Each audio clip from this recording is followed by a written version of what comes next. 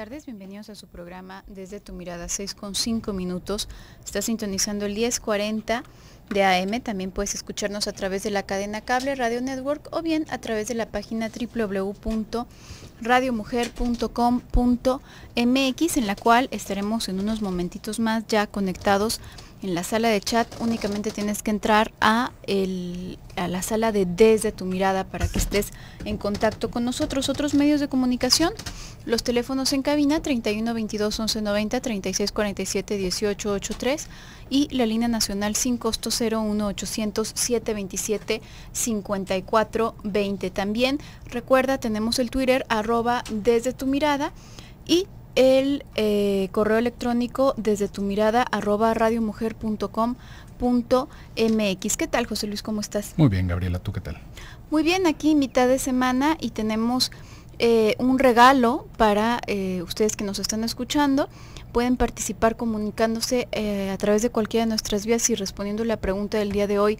Se trata del libro La simetría de los deseos, de Skol Nevo, espero estarlo pronunciando correctamente, de editorial Océano. Vamos a ver, por aquí atrás dice 4 amigos, 3 deseos y una historia. Algunos acontecimientos se convierten en fechas especiales en las que es posible detenerse y ver qué ha sido de nuestra vida. 4 amigos se reúnen ante el televisor. Parece ser que es una novela. Así es una novela. Si quieres participar por este obsequio, como te decía, solamente tienes que comunicarte. ¿Y cuál será buena pregunta para el día de hoy, José Luis? Vamos a empezar a hablar acerca de estos modelos de maternidad heredados. ¿Qué podríamos preguntar que vaya con el tema y que no esté muy engorroso? ¿Qué podrá ser? ¿Qué podrá ser? Que nos platiquen, ¿qué te parece, Gaby? ¿Alguna costumbre de la crianza de los niños, ya sea de disciplina o de alguna otra cosa, que hayan copiado de sus padres, ¿no? Sí, puedes platicarnos, puedes compartirnos algunas. Si tú no tienes hijos, si no estás si no eres mamá, si no eres papá, bueno, pues entonces puedes comentarnos alguna que hayas visto que se repite.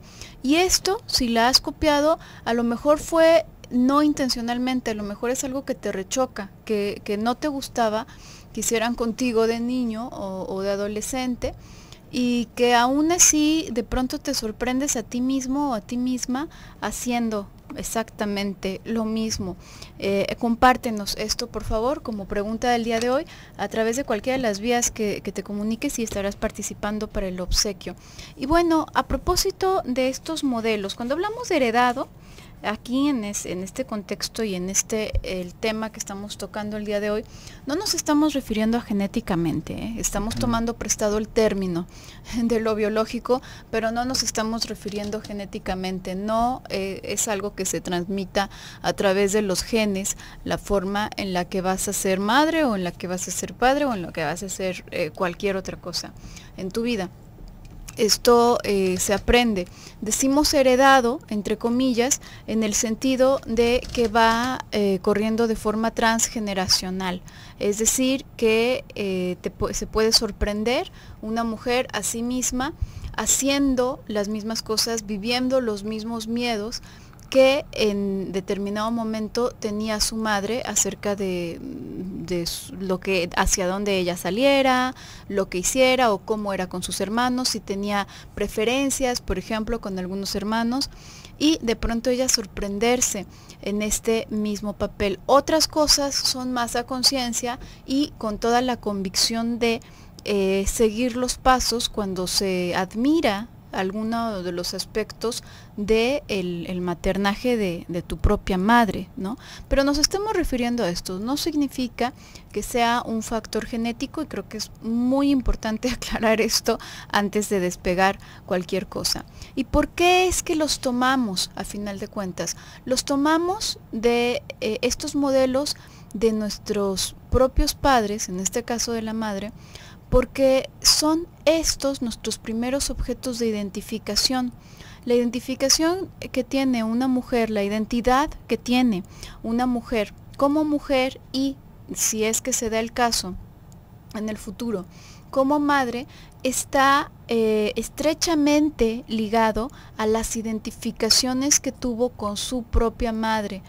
Y no nada más en positivo, no nada más aquellas cosas con las que de hecho se identifica con la mamá y está de acuerdo con la mamá, sino que también ver en función a este opuesto. Negativo, positivo no me refiero a bueno o malo, me refiero como al opuesto. En función a ir tratando de convertirse como en una antítesis, por ejemplo, de lo que fueron sus padres. Justamente como en lo contrario, ¿no? Porque podemos escuchar, ya ahorita, digamos, unas 2 generaciones atrás, podríamos ver un estilo de paternidad y de maternidad muy, ¿cómo lo podríamos decir? De repente se dice tradicionalista, ¿no? Es que tradicionalista, ¿por qué? Porque yo a mis hijas las visto con vestiditos, les doy muñecas, no las dejo salir, les pido que me ayuden a hacer el aseo. Y a los hijos varones, pues bueno, se les otorgan más libertades porque son hijos hombres y bueno, a final de cuentas no se van a embarazar, ¿no? Eso de alguna manera va siendo una de las explicaciones que se van dando de este modelo tradicional, ¿no? Es que la mujer tal vez pues no tenga que estudiar, porque simplemente va a empezar una familia, se va a casar, entonces es mejor que aprenda las cosas de la casa. Y por lo tanto se hacen estas distinciones. Y estas distinciones, pues por supuesto que fueron forjando una generación posterior de muchas madres que dijeron, a mí me chocaba que me trataran de esta manera. Y uno podría decir, ¿por qué no pasó antes?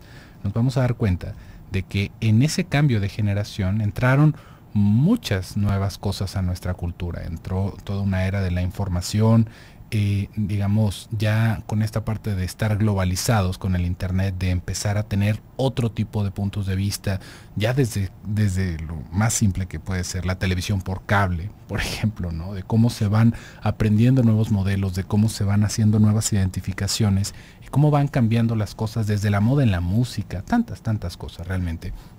Se van viendo nuevas alternativas, ¿no? Se van viendo propuestas distintas en las cuales, pues bueno, yo no voy a hacer eso con mis hijas. Yo a mis hijas les voy a dar toda la libertad del mundo y ellas pueden hacer lo que quieran, pueden dedicarse a lo que quieran y van a hacer lo que quieran. Si quieren estudiar, estudien, si no quieren estudiar, no estudien. Ahorita ya estaremos viendo otra generación más después de esa, ¿no? Ya es la generación de estas personas que las criaron de esa manera, ¿no? Que las criaron ya sea digamos como siguiendo con ese modelo tradicional, que ahorita ya, bueno, está dando las últimas patadas y que se vuelve una cosa bastante difícil de sostener. Y esto lo veíamos con lo que estábamos hablando el día de ayer, Gaby, de cómo ser madre podría ser pensado como una realización de ser mujer. Y bueno, por las participaciones que íbamos escuchando de ustedes, ya no es algo que se tome tan en cuenta. Si se fija, claro que hay muchas personas que hablaron de la necesidad de tener hijos, pero muchas otras también iban hablando de cómo eso no es necesario, de cómo para realizarse como persona, para sentirse pleno como persona, no era necesaria la maternidad. Esto, si nos trasladamos unos 50, 100 años para atrás, pues bueno, yo creo que ya nos hubieran quemado a más de alguno por estar hablando de esto en la radio, pero si se fija, se va cambiando, se va modificando esta manera de pensar sobre cosas, sobre un paradigma específicamente. ¿No? Se va rompiendo ese paradigma y nos permite abrirnos a nuevas formas. Entonces, ahorita, ¿cuáles serían los modelos de paternidad? ¿Cuáles serían los modelos de maternidad específicamente? ¿Cómo es que se van cuidando a los niños? Fíjate, Gaby, he visto algo que tiene que ver como con un regresar a las raíces, ¿no? El uso de rebozos de las madres, como de repente escuchamos esta parte del amamantar hasta que el niño ya no quiera leche. Son de alguna manera nuevas ideas, pero que también nos van mostrando parte de la patología y parte de nuestra conciencia social alrededor de cómo criar a los hijos. También una higiene extrema, ¿no? Todo lo que tiene que ver con los jabones antibacteriales, las vacunas, y justamente de eso vamos a estar hablando estos días. Así que quédese con nosotros vamos a ir a un pequeño bloque comercial y en un momentito regresamos.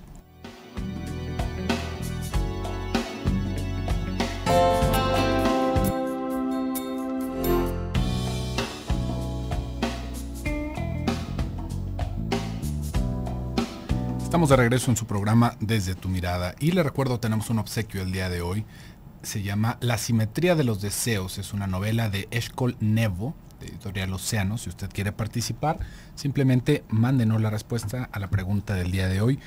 ¿Qué hábito le ha copiado usted en su maternidad a su madre específicamente, ¿no? ¿Qué cosas ha visto usted dentro de su maternidad que se ha dado cuenta que está repitiendo el mismo patrón, ¿no? Porque esto es otra cosa, Gaby, que de repente va entrando en esta magia coloquial de la psicología, ¿no? Que de repente alguien puede decir, pues es que mira, es exactamente lo mismo que estaba yo haciendo con mi mamá, o sea, así es como me enseñó mi mamá, yo cómo saqué todo esto, y nos llega como un golpe mágico, ¿no? Así como, claro, ¿no? Son cosas, y ahí es en donde nos damos todas las explicaciones del mundo, es que por supuesto se hereda, ¿no? Por supuesto, es que esa es la manera, y es más, de ahí podemos escuchar a muchísimas personas que intentan justificar ciertas conductas como si eso fuera lo natural, porque así es como se ha hecho toda la vida.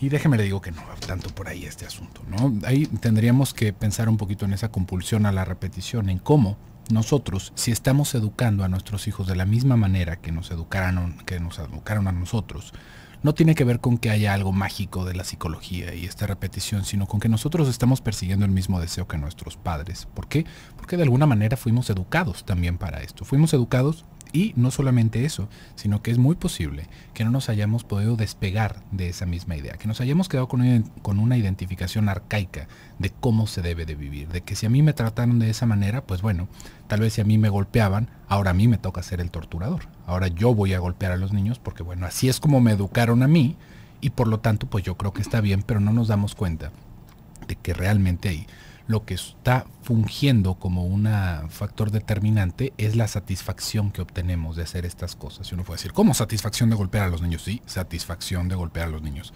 Satisfacción sádica de golpear a los hijos. Esto desde esta idea de que a los niños se les tiene que educar con golpes. Mucho ojo con esto, ¿no? Porque también nos vamos a ir, si no nos damos cuenta, para un lado totalmente opuesto, que es intentar no hacer ningún tipo de desplante de fuerza para disciplinar a los niños. Y esto, de alguna manera, hay personas que no lo pueden hacer. Hay personas que simplemente no pueden utilizar la palabra para disciplinar, y lo que sucede ahí es que los niños se descontrolan totalmente.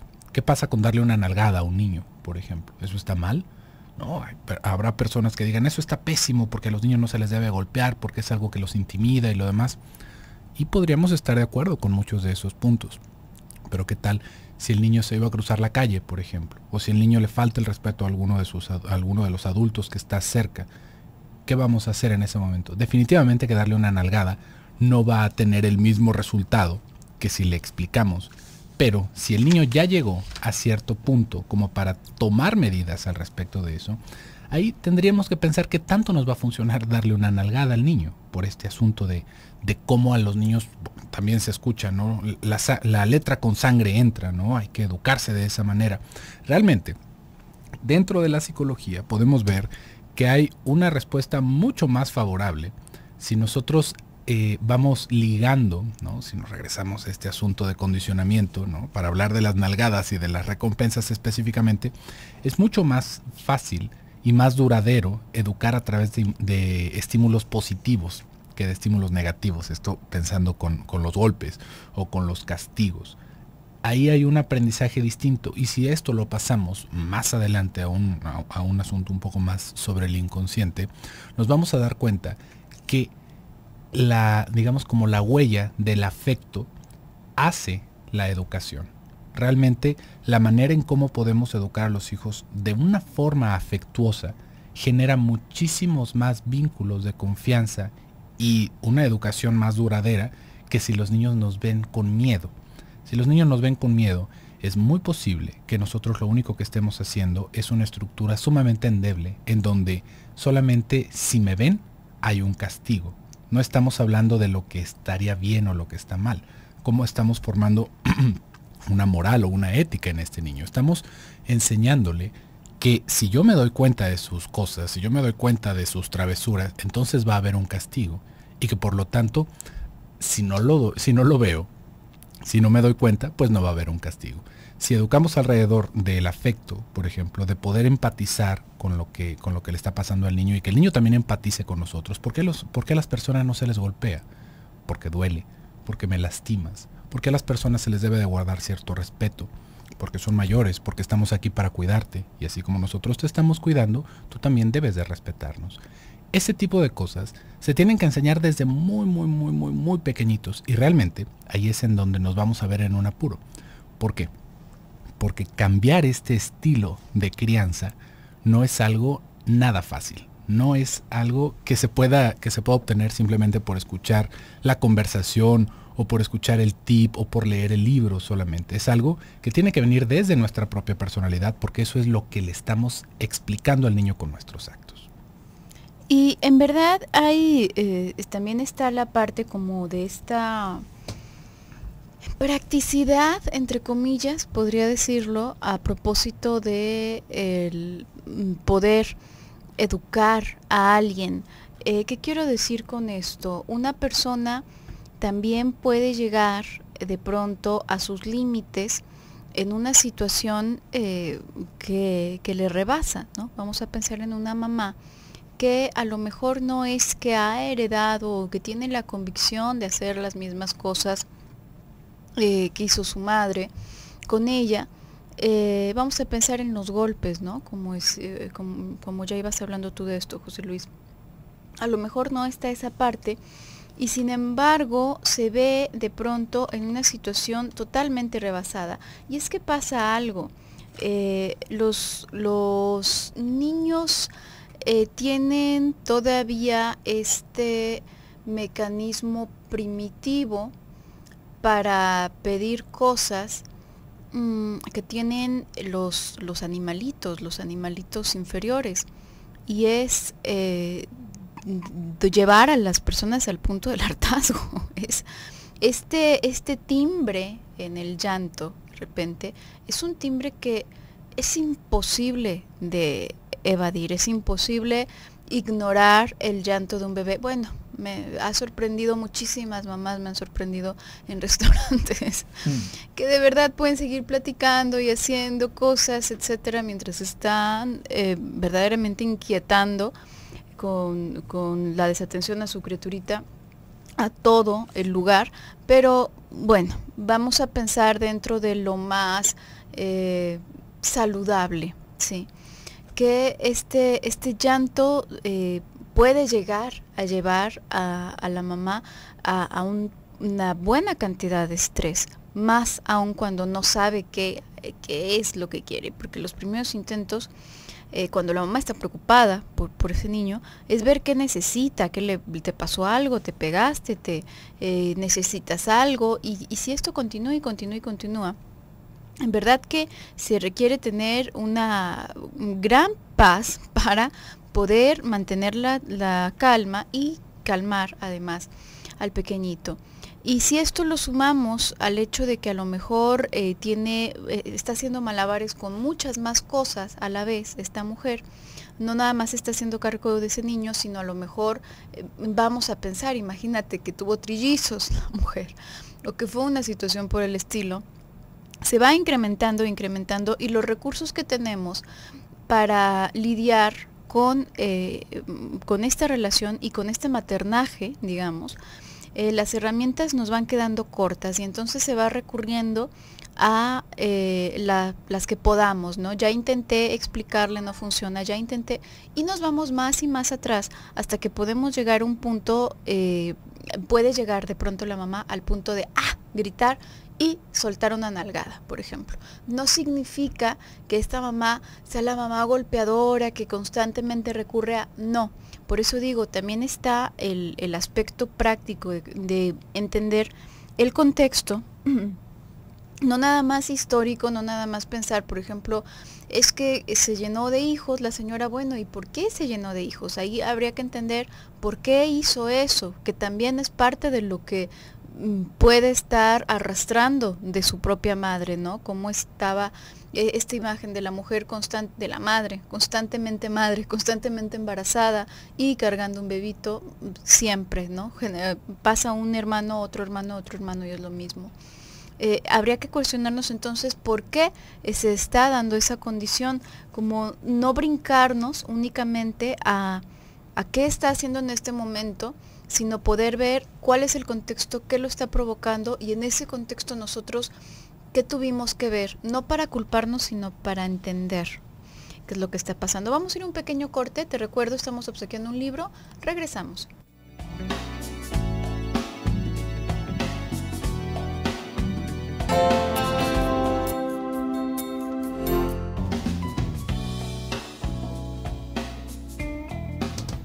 Estamos de regreso en su programa Desde tu Mirada. Le recuerdo, tenemos un libro para usted, La Simetría de los Deseos. Si quiere llevarse este obsequio, simplemente participe con la pregunta del día de hoy.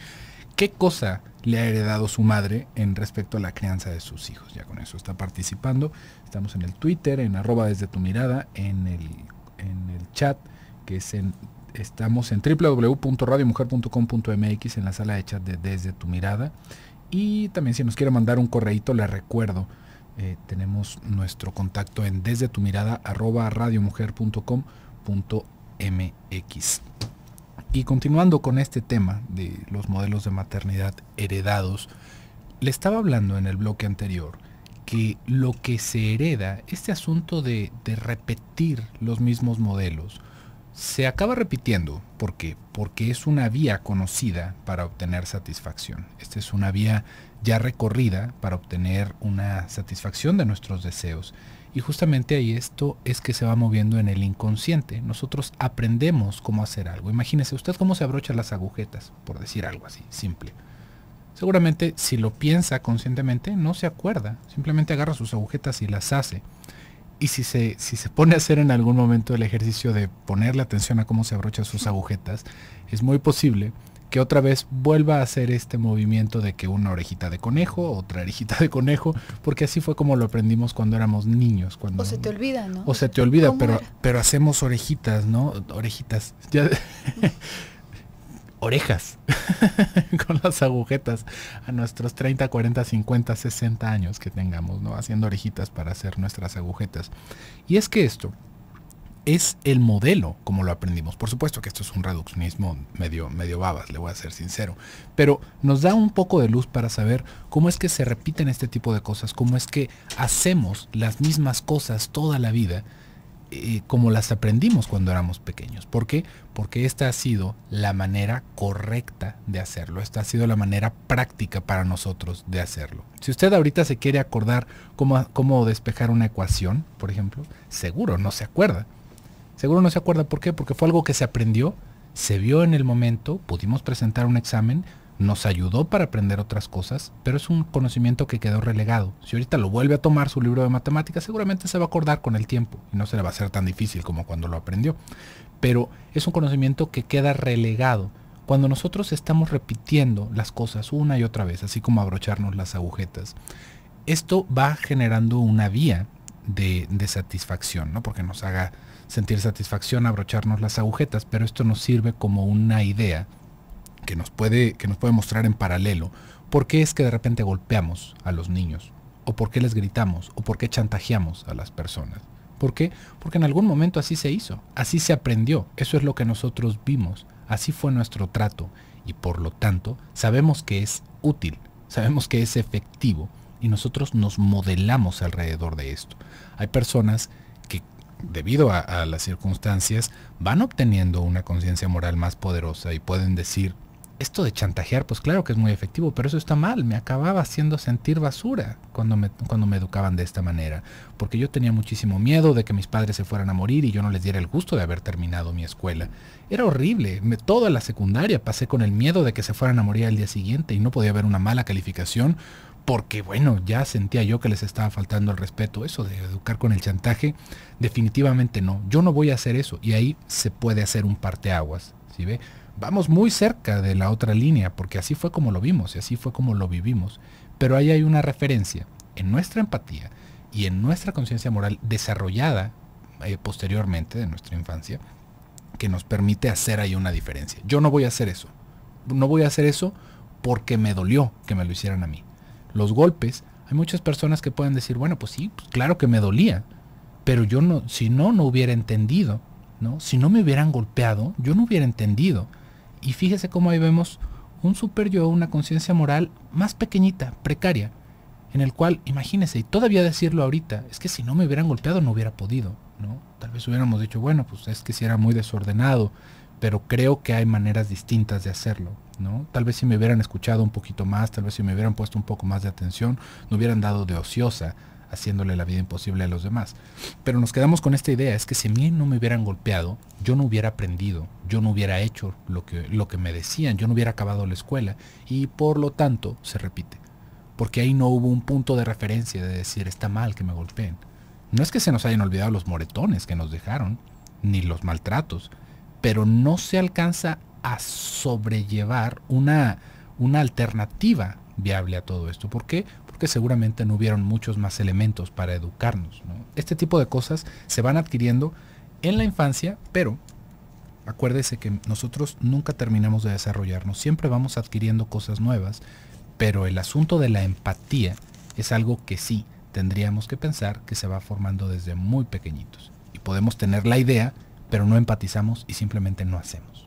Y es que sobre todo en esos casos en que en verdad se aprendió a golpes, y hubo tanta violencia de por medio sin ningún otro elemento que alcanzase a rescatar a la persona, porque hay personas que han tenido una historia tortuosa y una historia verdaderamente de maltrato, y por ahí alcanzan a agarrarse con las 20 uñas como pueden de algo bueno, de un buen ejemplo, de un tío, una tía, de alguien conocido, y bueno, ya de ahí, con ese pequeño, sencillamente saber que esa otra persona actúa de una forma distinta, les da como para tener un criterio más amplio, se aferran a esa idea, ¿no? Y les da como para tener un criterio más amplio, pero en especial en ese caso, en donde de verdad se fue educado a golpes y no más que a golpes, y en esta justificación que tú hablas, José Luis, sobre es que yo de otra forma no hubiese entendido, es que es muy probable que en efecto no entendiste nada, porque ese es el problema con educar de esta manera tan directiva, ¿no? No estamos educando, estamos entrenando gente. Es verdad que si hago un sonido muy estridente, por ejemplo, cuando un niño hace algo que no debería hacer, pues se va a detener, todos nos detenemos, por eso los autos tienen claxons. Te detienes, te pones alerta en ese momento. Y si lo hago de forma repetida, por supuesto que se va a entrenar a no hacer eso. ¿Por qué? ¿Quién sabe? Absolutamente quién sabe, porque suena algo horrible o porque algo le hiere, ya sean los oídos o el cuerpo o no sé, cualquier cosa, la autoestima, porque hay padres que además también humillan mucho a los hijos,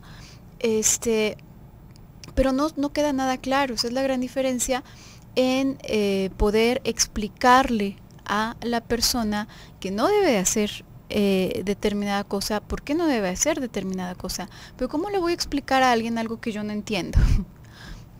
Ya no sencillamente, exacto, no podemos darle a alguien esta explicación que a nosotros no nos ha quedado clara. Y cuando yo digo de otra manera no hubiese entendido, es que la verdad es que no entiendo, solo sé que no debería de hacer eso. Solo sé que me angustia cuando se sube al columpio, entonces mejor que no se suba. Solo sé que, pero no adquirí yo esa capacidad ni para procesarlo y pensarlo yo misma. Para entonces, ya procesado, explicárselo al pequeñito, que el pequeñito pues sí tiene, pues evidentemente que él no entiende porque es un niño, ni tampoco adquirí la capacidad de procesarlo como para tranquilizarme a mí misma.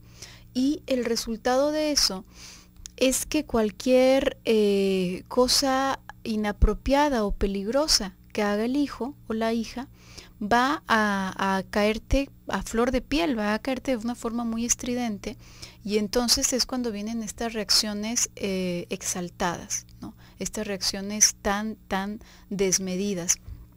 Y la cosa es, aquí podríamos pensar, precisamente por eso hablamos de esto heredado, se da de pronto como un reflejo, porque es el único recurso que encuentra la persona en ese momento.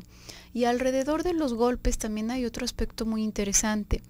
En el significado que tienen los hijos para los padres, para sus padres, en gran medida está el llenar un vacío.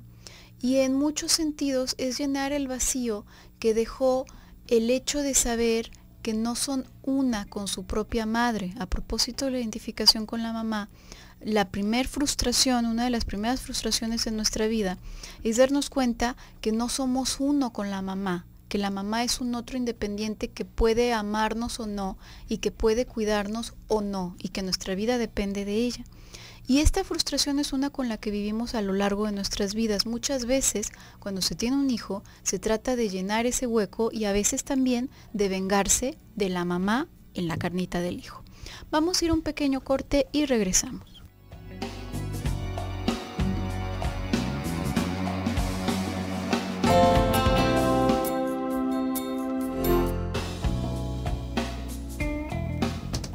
Estamos de regreso en su programa Desde tu Mirada. Todavía tiene algunos minutitos para apuntarse por este obsequio que tenemos el día de hoy. Es un libro que se llama La simetría de los deseos y tenemos aquí algunas participaciones. Acuérdese, no alcanzamos a leer a veces todas las participaciones, pero las vamos leyendo nosotros tras bambalinas y nos van ayudando para ir construyendo el programa. Así que muchísimas gracias. Nos dicen aquí Anónima: mi madre siempre gritaba y nos decía, valen, no puedo decir esto, valen 7 algo. Seguramente se ha de imaginar esto. Una vez que me molesté con mis hijos y mi esposo, repetí esa frase, reaccioné y les pedí perdón. Me di cuenta que lo que tanto critiqué yo lo estaba haciendo. Hoy procuro no hacerlo, pero me doy cuenta que mis hijos se gritan y se dicen groserías. ¿Cómo lo soluciono? Yo grito, pero no digo malas palabras. Bueno, Anónima, justamente ahí estamos con esto de la repetición, ¿no? Es muy curioso que tú digas exactamente las mismas palabras que dice tu mamá, y esto, pues bueno, nos puede servir ahí como muestra, ¿no? De cómo no es algo que tú hayas dicho, digamos, como en toda conciencia. Ay, les voy a decir esto para que se calmen, sino que sale. Justamente se les sale del alma. Se te sale del alma. ¿Por qué? Porque eso es lo que se toma como el primer recurso. Y ahí es en donde está, digamos, la dificultad de reaprender cosas. Fíjese, podríamos pensar un poquito ahorita con eso de la maternidad. ¿Cómo se aprende a hacer las cosas diferente? ¿Cuál es la manera en la que nosotros podemos aprender a hacer las cosas de una forma distinta? Si seguimos con esta analogía, con este ejemplo de cómo se va haciendo una vereda, y es una vereda que se ha recorrido muchas veces, cientos de veces, miles de veces, la manera de que nosotros podemos aprender una forma distinta. Ahorita que tú nos estás preguntando, ¿cómo le hago para que no hayan tantos gritos en mi casa? No es algo que solamente que podríamos decir, bueno, pues es que hay que hablar más bajito, ¿no? Cuando el otro grite, habla tú más bajito. Y déjeme le digo que es algo que, así como si fuera un tip pequeño, ¿no? Si otra persona está levantando mucho la voz, sí sirve bajar un poco la voz nosotros. Pero no porque eso vaya a evitar los gritos en nuestra casa y vaya a quitar los pleitos. Eso no va a pasar. Pero seguimos con esto. ¿Cómo es para que esta situación cambie? Primero tendríamos que ver, ¿no? ¿Por qué se grita? ¿No? ¿Cuál es el punto de gritar? Podríamos pensar que ahí dentro de casa se vive este clima en el que grita más fuerte es el que se hace escuchar, no el que tiene el mejor argumento, no el que se siente ofendido, no el que nada. El que grita más fuerte es el que va a ganar. Entonces, pues ya de entrada tenemos ahí los gritos como primera alternativa. Entonces, vamos viendo que esa es la manera en la que se intentan solucionar las cosas, gritando. Cuando yo me siento alterado, grito y las cosas parece que se calman, ¿no? O el otro empieza a gritar, pero yo tengo la seguridad de que vamos a gritar muy fuerte y tarde o temprano esto se va a terminar. Para poder hacer las cosas de una manera distinta, nosotros tenemos que empezar a hacer una veredita a un lado. Tenemos que empezar a hacer un camino a un lado. ¿Y esto cómo se hace? Generando experiencias alrededor. ¿Qué pasa si en el siguiente pleito yo evito gritar, conscientemente evito gritar, y si la otra persona me empieza a gritar, yo ya no quiero discutir contigo, me doy la vuelta y me voy? La otra persona se va a poner como loca seguramente, o va a decir, pues claro, yo voy a hacer lo que yo quiera. Esto vamos a poderlo repetir poco a poquito.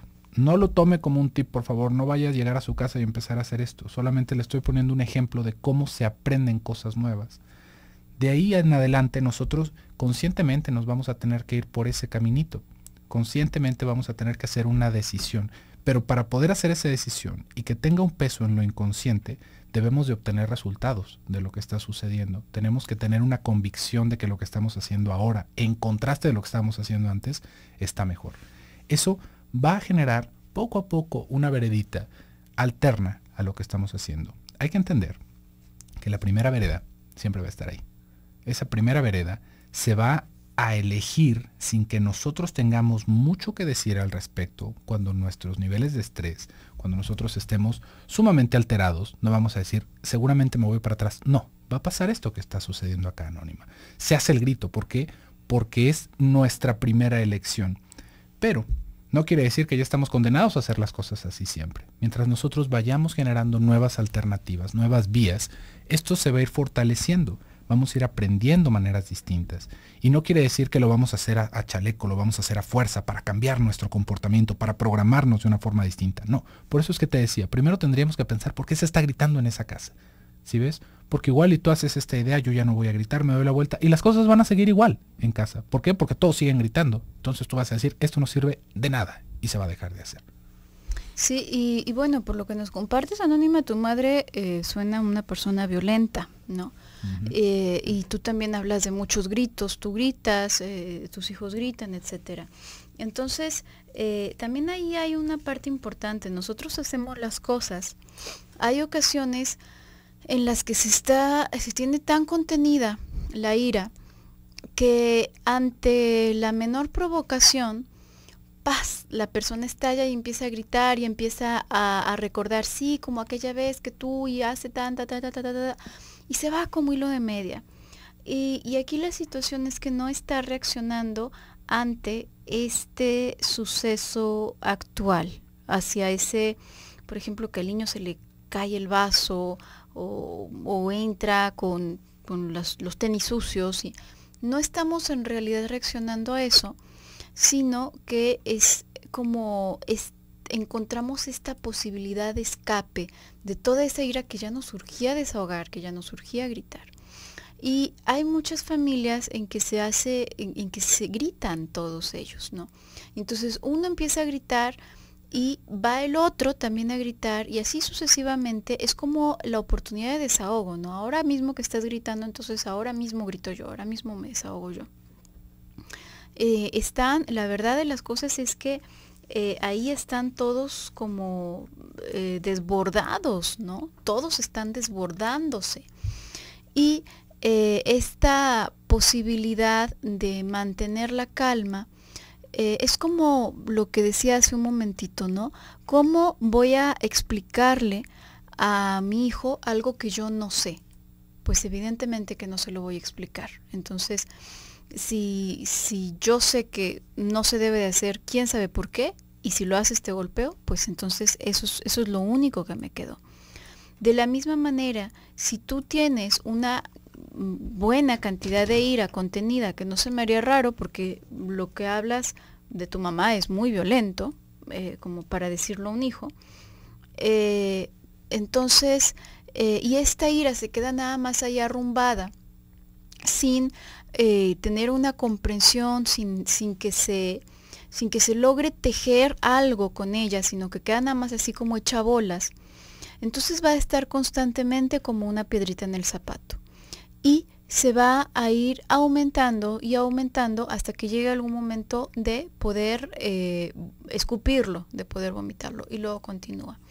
Y esto es algo que sale natural, así como tú decías, se te salió hacerlo. Sale natural porque no va únicamente de lo que haya sido, por ejemplo, tu mamá contigo y tu papá. Pero ahorita estamos hablando de las mamás, pero ambos tienen un papel muy importante. No va nada más de eso, sino va de aquellas habilidades que pudiste o no desarrollar en la mediación con esa persona. Y si tu mamá no tenía paz y tranquilidad para transmitirte y para tranquilizarte, en lugar de prenderse y de gritar y de maldecir, entonces tú tampoco.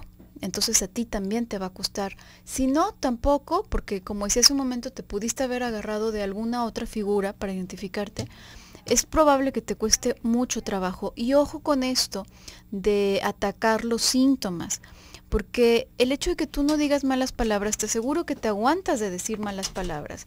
Y aguantarte no te sirve de nada. Lo único es que la enfermedad se mueve hacia algún otro síntoma. Y hasta puede ser incluso hacia tus hijos, ¿no? La cosa no es atacar los síntomas o intentar resolver las malas palabras y los gritos, sino profundizar para ver cuál es la enfermedad que está provocando eso, y entonces sí, verdaderamente, no nada más andar ahí moviendo el síntoma de un lado para otro. Bueno, yo grito y grito mucho, pero no digo malas palabras. Y otra persona podría decir, yo no digo malas palabras, nada más es muy hiriente en lo que dice, ¿no? Y muy contundente en lo que puede llegar a decir. Mañana vamos a continuar con este tema. Por hoy vamos a ver quién se lleva este regalito. Te la revuelvo, Gaby. Vamos a ver. Ana María Moreno, te llevas esta novela, La simetría de los deseos. Recuerda, tienes que pasar de 12 a 1 o de 5 a 6 con copia de tu identificación oficial para recogerla. Yo me despido por el día de hoy. Soy Gabriela Maldonado. Yo soy José Luis Amarripa. Que tengan muy bonita tarde. Nos escuchamos el día de mañana en punto de las 6. Hasta entonces.